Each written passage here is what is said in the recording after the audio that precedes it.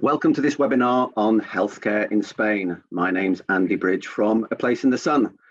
We have 6 of the most pressing questions we hear time again from our audience. So we're very fortunate to have Sarah Owen and Martin Standing from the Foreign, Commonwealth and Development Office in Madrid to help answer these questions. Welcome both.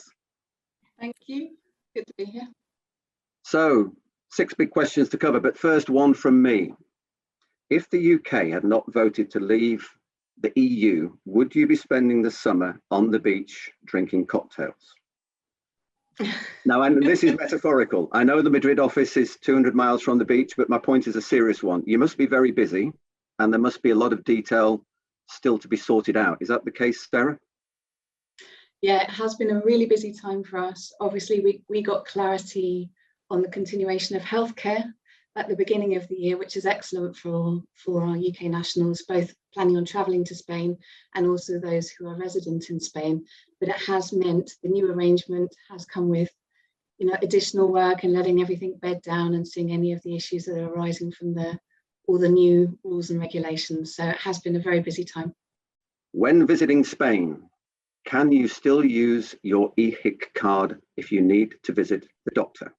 True or false? It's true, you certainly can. As you mentioned, EU exit, Sarah said that reciprocal healthcare was continuing, which means basically that we have a healthcare agreement between the UK and the EU. And that includes the use of the EHIC card or the new GHIC card as well. All of those cards are valid until their expiry date. You just have to make sure that you take them to a public hospital or health centre. Okay, that's really, really important. They're not accepted in private health hospitals or health centres. So when my EHIC card expires next year, what do I need to do to generate a new GHIC card? Well, you just have to visit the GHIC portal, which I think you have the link for, and just apply for a new card in the same way as you applied for a previous card. But it's very important that people remember that the current EHICs are valid until their expiry date. That was an agreement that we had, so they don't need to worry about applying for a new GHIC now. They can wait until that card, the current card, expires. And the EHIC card was never a substitute for private travel insurance, was it? It's supplementary to that. Well, that's one of our big key messages. We always advise people to take out comprehensive travel insurance when they're visiting Spain or anywhere else in the EU. The EHIC and the GHIC, they don't cover everything. One of the most important things that they don't cover is medical repatriation. And we have had those cases, and medical repatriation is very expensive. So we would encourage people to make sure they have comprehensive health insurance. It covers any pre-existing conditions they have, and it also covers medical repatriation. So that really is fantastic news for somebody visiting their holiday home, or indeed just simply on holiday. But it doesn't function as a resource for somebody who's making a permanent move, does it? No, it doesn't. It's only for people who are ordinarily resident in the UK. People who actually move abroad would have to register on the Spanish system. And I should also add as well that when people are travelling, the rules have changed for that slightly now, because we're now considered to be third country nationals. We can only spend 90 out of every 180 days in Spain. And if people want to stay any longer, they have to check very carefully the requirements with the Spanish authorities. Thank you, Martin. And Martin, on the EHIC card, soon to be replaced by GHIC, I have a subsequent question on prescriptions. If I'm going out there on stay in my holiday home for less than 90 days, but maybe up to 90 days, how do I ensure that I'm going to get an adequate supply of my prescription? Well, firstly, what people should do is they should bring medication with them from the UK. They can normally get a prescription from an NHS GP for at least 2 months, maybe longer. And they should bring that medication in person with them. They should not courier it because it could well be seized at customs. So definitely bring it with them on their person. If they haven't got enough to cover all of their trip abroad, what they can then do is use the EHIC or the GHIC in a public health centre or hospital to get further supplies of that medication. So take it with you, get it in Spain, don't post it out. Exactly, spot on. Thank you, Martin. A UK pensioner retiring to live in Spain post-Brexit can get free healthcare. True or false? True. I know that this is a really important question for a lot of people. The agreement that the UK's made with the EU, means that what we call reciprocal healthcare, which is a healthcare agreement between the UK and European Union states, continues pretty much as it did before the UK exit. So pensioners specifically, they need to apply for a form called an S1 form, which they get entitlement to as soon as they become a state pensioner. But they can also include any dependents on that. So a typical example would be one person who's a pensioner, the other one is just under pension age. They can get an S1 form for their spouse, for a civil partner, for children under 26. I mean, I'm not going into sort of all of the details on who qualifies as a dependent because it's on the links that we've got. And they get that from the NHS Business Services Authority in Newcastle. All of the details about how to register that S1 form are on our gov.uk healthcare page. So, you know, your customers can go there, your audience can go there, have a look, see what they need to do to register. And hopefully it will be a straightforward process. So that is fantastic news. We hear from a lot of people who are concerned about moving to Spain in older age and don't realise that they can benefit from healthcare provision in Spain. And in effect, am I right in thinking this gives you equal rights as if you were a Spanish resident? Exactly. That's actually a really good point, because a lot of people, when they understand that the UK is paying for their healthcare, they think they get everything that they would get on the NHS, but that's not actually true. They get what's on the Spanish National Health Service. They're on the same basis as a Spanish pensioner. And pretty much that means that everything is free. General medicine is free. You know, Sarah was talking about primary care, secondary care. That's all free, but there's other stuff that is subject to charging, like in the UK, like dental care, for example, is normally private. And there's a 10% charge on prescription costs as well. But most of that medicine doesn't tend to be a big burden for people. That is good news, and as I said, a big relief, I'm sure, for many of our audience. After moving to Spain on a permanent basis as a UK citizen, you still have free access to the NHS when back in visiting the UK. True or false? So the answer to this is it depends on your circumstances. But if you're a new resident, so if you're planning on moving out to Spain now from this point onwards, or if you moved out from the beginning of the year onwards, you don't automatically retain the right to access NHS services. Now, this is because the NHS is a residence-based system, and so you need to be ordinarily resident to be able to access NHS services. So broadly speaking, if you leave the UK to live in Spain, you shouldn't expect to use the NHS services for free. Now, as I said at the beginning, there are some small exceptions to this. So, for example, if you're a student and you're temporarily in Spain studying, you're still considered to be ordinarily resident in the UK, so you would still access the NHS in that way. But on the whole, if you're a new resident and you're moving out to Spain from this point onwards, you won't retain access to the NHS services. So it's important that when you're travelling back to the UK, you have insurance that meets your healthcare needs. So I think most of you might be aware that NHS services, primary care is free. So if you needed to visit A&E or if you needed to visit a GP, that wouldn't be chargeable. But for anything above that, so if you got admitted to hospital, if you needed secondary operations, none of that would be covered because it's not considered primary care. So that's why it's really important to make sure that you have that insurance for when you're visiting the UK for temporary stays.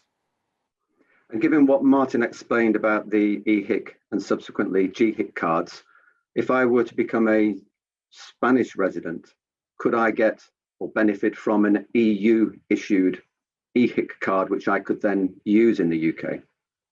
That's a really good question. So that would be the difference. So if you're planning on moving to Spain, but you're not planning on working and you're not claiming a pension, for example, then that's a different story. But if you're planning on working, then you're going to be making social security contributions in Spain. So on that basis, you would be entitled to apply for a European health insurance card, which is issued by the Spanish authorities. And that is a card that you would be able to use in the UK for temporary stays, and that would cover you for necessary care. So anything that's medically necessary whilst on a short stay in the UK, or in fact any other EU country. The headline takeout from that is that for primary care, you do have access, but subsequently for more complicated procedures, you don't. So if you don't have if you're not entitled to a Spanish issued EHIC, then primary care is the only thing you're covered for. Okay. If you do have a Spanish EHIC, say as a worker or somebody who's claiming a Spanish pension, then you would be entitled to necessary care, which is slightly more amplified care than just primary care. Thank you, Sarah. If you retire or move to Spain before you are of pensionable age, you do need private healthcare. True or false? That's true. So what we always advise UK nationals who are thinking of moving out to Spain is that they thoroughly check the visa and immigration requirements before coming to Spain, before travelling out. They'll be able to inform you of all of the other documents that you need to present in order to get the visa, which allows you to enter the country as a new resident. In terms of somebody who's coming out who hasn't worked in Spain and who isn't planning on working, but isn't yet pensionable age, the short answer is yes, you do need private health insurance, because part of the process for applying for your visa and entering Spain as a new resident is that you show that you have proof of healthcare cover, so that you are in effect not a burden to the Spanish system, so that you're self-sufficient and can cover yourself for your healthcare needs, because you won't be contributing into the system, say as a worker or a pensioner.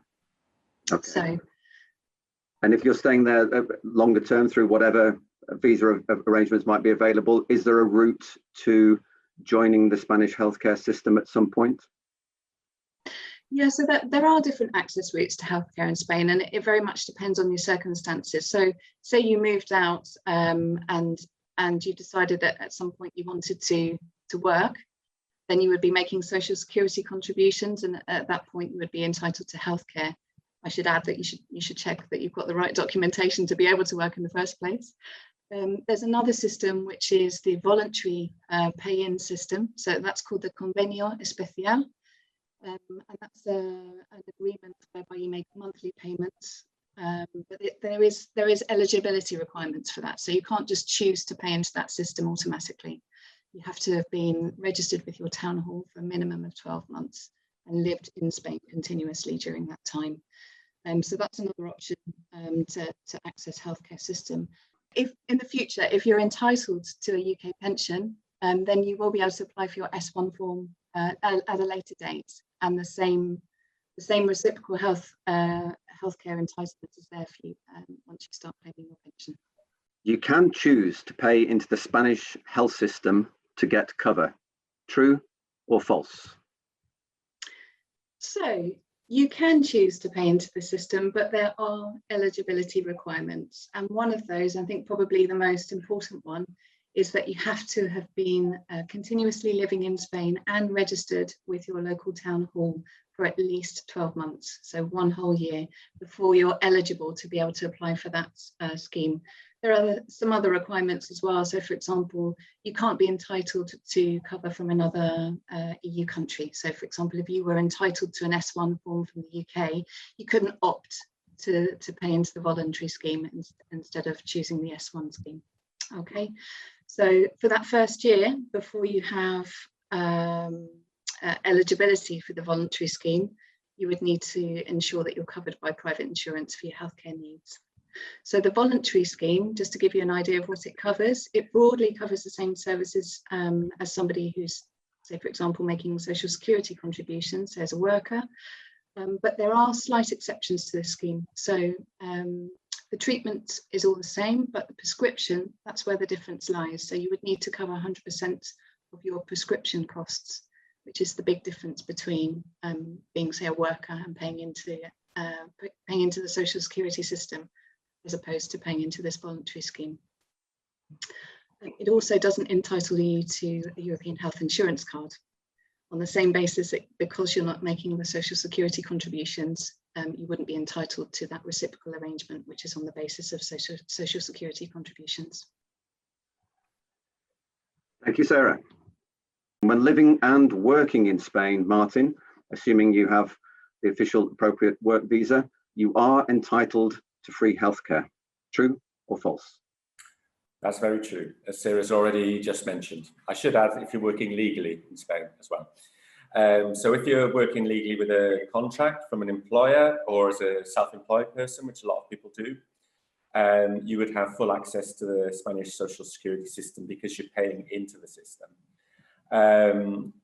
You will also be able to add your family dependents as a worker as well, like you mentioned previously with the S1 holders. And you'd also be entitled to a Spanish EHIC card, which would allow you to get any necessary care when you're temporarily visiting another EU member state. You've already mentioned the visa requirements, so that's for people to check with the Spanish embassy in the UK before they come. But if you're a worker, you pretty much have access to everything. And also, I should add that when you become pensionable age, if you've worked for a year or more, you may also have access or entitlement to a Spanish pension. So that's it. Thank you to Sarah and to Martin from the Foreign, Commonwealth and Development Office. Thanks very much. It's been a pleasure. It has. Thank you for your insight. For more information on buying property in Spain or indeed moving to live in Spain, go to aplaceinthesun.com and sign up to get the latest news. Thanks for watching. Goodbye.